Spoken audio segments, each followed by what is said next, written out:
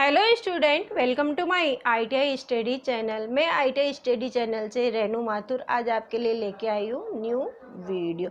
ये ITI study channel एक ऐसा चैनल है जिसके अंदर अपन को workshop calculation, engineering drawing, employability skills, COPA, diesel mechanic, maths, मतलब बहुत सारी ट्रेड्स हैं जो अपन पढ़ रहे हैं। इसमें एक बार ही आपको सब्सक्राइब करना पड़ेगा और सब सब्जेक्ट अपन पढ़ सकते हैं। तो चैनल को सब्सक्राइब करके ऑल बेल पर क्लिक कर दीजिए ताकि वीडियो अपलोड होती सबसे पहले नोटिफिकेशन आपके पास आए। अपन फर्स्ट ईयर का चैप्टर पढ़ रहे थे। आज अपन पढ़ेंगे व्हीटस्टोन ब्रिज कि भाई व्हीटस्टोन ब्रिज क्या होता है, कैसे होता है, इसके बारे में एक न्यूमेरिकल क्वेश्चन जरूर आता है। उससे पहले अपन ने पढ़ा था ओम का नियम पढ़ा था, सोल्डरिंग पढ़ी थी, प्रतिरोध का नियम पढ़ा था, किरचॉफ का नियम पढ़ा था, ताप गुणांक पढ़ा था, सीरीज क्रम, सारणी, समानांतर क्रम पढ़ा था। इन सब के बारे में आपको पढ़ना है तो आप पिछली वीडियो में जाके देख सकते हैं, नहीं तो इसमें नीचे लिंक दिया हुआ है, इसको आप देख सकते हैं। और अगर आप हमारे व्हाट्सएप ग्रुप से जुड़ना चाहते हैं तो व्हाट्सएप ग्रुप की भी इसमें लिंक दी हुई है डिस्क्रिप्शन में, आप जाके ऐड हो सकते हैं। आज अपन पढ़ेंगे व्हीटस्टोन ब्रिज कि भाई व्हीटस्टोन ब्रिज होता है, ये क्या होता है, इसके आधार पर एक क्वेश्चन जरूर आता है। यह एक छोटा सा परिपथ है जो मापन में उपयोगी है। इसका आविष्कार सैमुअल हंटर क्रिस्टी ने किया था। अब अगर क्वेश्चन में आ जाता है कि व्हीटस्टोन ब्रिज का आविष्कार किसने किया था, तो व्हीटस्टोन ब्रिज का आविष्कार तो सैमुअल हंटर क्रिस्टी ने किया था, परंतु चार्ल्स व्हीटस्टोन ने इसको लोकप्रिय बनाया, मतलब कि फेमस बनाया। किसने बनाया? चार्ल्स व्हीटस्टोन ने इसको फेमस बनाया, यानी कि लोकप्रिय बनाया। अब ये आपके फर्स्ट ईयर में है अगर अपन, तो व्हीटस्टोन ब्रिज का बहुत बार प्रैक्टिकल एग्जाम भी आता है कि भाई अज्ञात प्रतिरोध का मान ज्ञात करना है तो व्हीटस्टोन ब्रिज का प्रयोग करना है। तो ये प्रैक्टिकल एग्जाम में भी ये क्वेश्चन बहुत आता है। और अपने थ्योरी पेपर है, रिटन पेपर है, उसके अंदर भी एक इसका क्वेश्चन व्हीटस्टोन ब्रिज का जरूर आता है। तो यह एक छोटा सा परिपथ है जो मापन में उपयोगी है। इसका आविष्कार सैमुअल हंटर क्रिस्टी ने किया था, परंतु चार्ल्स व्हीटस्टोन ने इसको लोकप्रिय बनाया। यह किसी अज्ञात प्रतिरोध का मान ज्ञात करने के लिए काम में लिया जाता है। अब क्वेश्चन में आता है कि व्हीटस्टोन ब्रिज का प्रयोग कहाँ पे किया जाता है, तो अपन को बताना है अज्ञात प्रतिरोध का मान ज्ञात करने के लिए इसका प्रयोग किया जाता है। अब क्या होता है, डायग्राम में अपन देख रहे हैं, इसमें 4 प्रतिरोध है, P, Q, R और S। 4 इसमें क्या है, प्रतिरोध है, और इसमें गैल्वेनोमीटर जुड़ा हुआ है, ये की है और ये बैटरी से जुड़ी हुई है। अब बैटरी में अपन को ध्यान रखना है कि जो बड़ी लाइन होती है वो हमेशा प्लस सिरा होता है और जो छोटी लाइन होती है वो हमेशा माइनस सिरा होता है। तो 4 प्रतिरोध जुड़े हुए हैं। अब जो B और D का सिरा है, इसके बीच में अपन गैल्वेनोमीटर को जोड़ते हैं। इस परिपथ में प्रतिरोध P तथा Q रेशियो आर्म बनाते हैं, जिनके मान को चेंज करके 1:1, 1:100, 1:1000 ये मान रख सकते हैं। और इसमें क्या होता है कि 10:1, 100:1 भी अपन रख सकते हैं।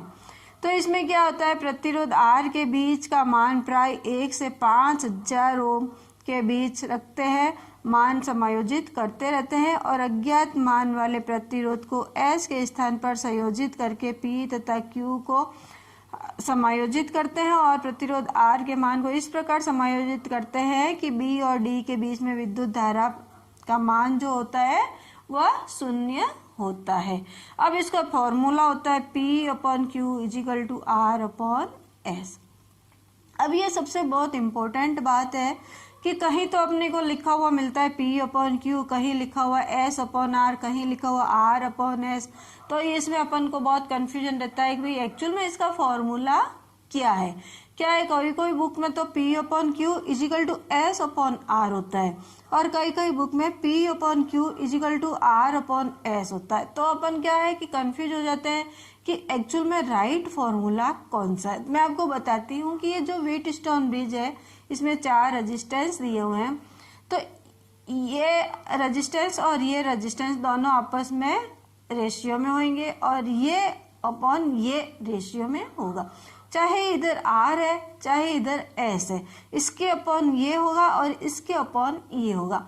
अगर अपन ने R की जगह यहाँ S लिख दिया है और यहाँ R लिख दिया है तो क्या होगा, S अपॉन R। और अभी अपन डायग्राम में R अपॉन S है, तो वो क्वेश्चन जो आता है एग्जाम के अंदर कि भाई क्वेश्चन में डायग्राम दिया हुआ है, डायग्राम में इधर क्या दिया हुआ है।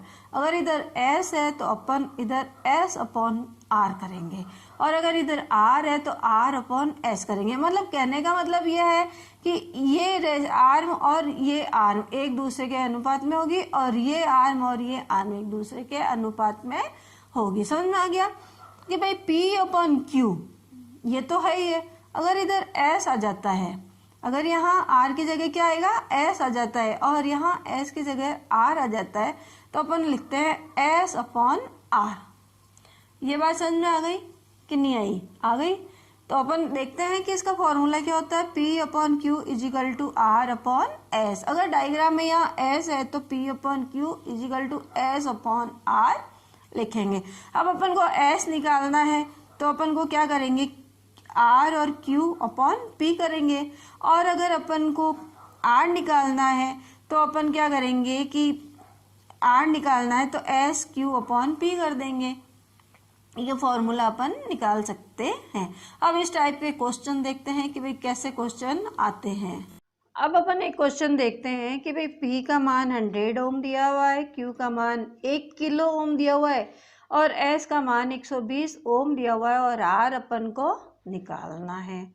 अब इसमें देखो, आप डायग्राम ढंग से देखो कि डायग्राम में क्या दिया हुआ है, P अपॉन Q तो ये हो गया, परंतु यहाँ R की जगह क्या दे दिया है, S दे दिया है और यहाँ क्या दे दिया है, R दे दिया। तो अपना फॉर्मूला क्या होगा, P upon Q equal to S upon R। क्या होगा, S अपॉन R। और अपन को P दिया हुआ है, Q दिया हुआ है, S दिया हुआ है और R निकालना है। तो अपन फॉर्मूले में रखते हैं P upon Q equal to S upon R। मैंने आपको पहले भी बताया था कि जो इधर वाला होगा वो अपॉन ये होगा, मतलब कि अगर इधर R है तो P upon Q equal to R upon S होगा, परंतु अगर यहाँ पे S दे दिया है, अब आप ढंग से देखना और समझना ढंग से कि यहाँ S दे दिया है तो क्या हो गया, S अपॉन R। क्या हो गया, S अपॉन R। मतलब कहने का मतलब ये है कि अगर गैल्वेनोमीटर ऐसे स्थिति में लगा हुआ है तो इसके अपॉन ये और इसके अपॉन ये होगा। ये बहुत इंपॉर्टेंट है, क्वेश्चन ध्यान से आप देखना। कई जने ऐसे होता है फॉर्मूले में, मैडम ने तो बताया था P upon Q equal to R upon S, परंतु R अपॉन S कब होगा, जब इधर R होगा। ये आप ध्यान से देखना है ना, P upon Q equal to S upon R, क्योंकि यहाँ पे S है। अब P का मान कितना है 100, Q का मान कितना है 1 किलो ओम। किलो ओम को अपन क्या लिख सकते हैं, 1000। क्या लिख सकते हैं, 1000 इजिकल टू S कितना दे दिया 120 और R अपन को निकालना है।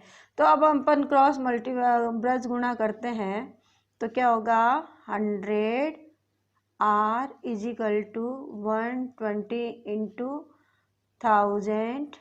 तो R इजिकल टू क्या हो गया 120 इंटू 1000 अपन कितना हो गया 100। अब अपन इसको कर लेते हैं मल्टीप्लाई। अब अपन वैसे भी सिंपल से ही कर सकते हैं, कैलकुलेटर की अपन को ज़रूरत नहीं रहती है, क्योंकि एक जीरो से एक जीरो कट गया, एक जीरो से एक जीरो कट गया, तो अपने पास कितना हो गया 1200 ओम। अपन इसको यूं भी लिख सकते हैं 1.2 किलो ओम भी लिख सकते हैं। अगर अपने ऑप्शन के अंदर किलो ओम आता है तो अपन इसको किलो ओम में निकाल सकते हैं, और अगर ऑप्शन में अगर ओम आता है तो अपन उसको ओम में ही लिख सकते हैं। अब अपने पास एक क्वेश्चन और आता है। क्या क्वेश्चन आता है कि व्हीटस्टोन ब्रिज की संतुलन अवस्था में अज्ञात प्रतिरोध R का मान ज्ञात कीजिए। क्या करना है? R का मान अपन को निकालना है, ठीक है।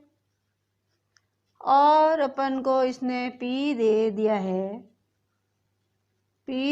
है 500 ओम।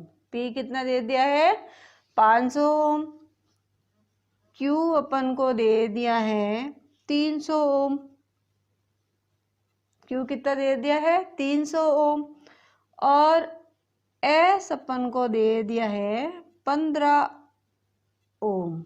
S कितना दे दिया है? 15 ओम। अब ये क्वेश्चन क्या दे रहा है कि R अपन को निकालना है। P दे दिया 500 ओम, Q दे दिया 300 ओम और S दे दिया है 15 ओम।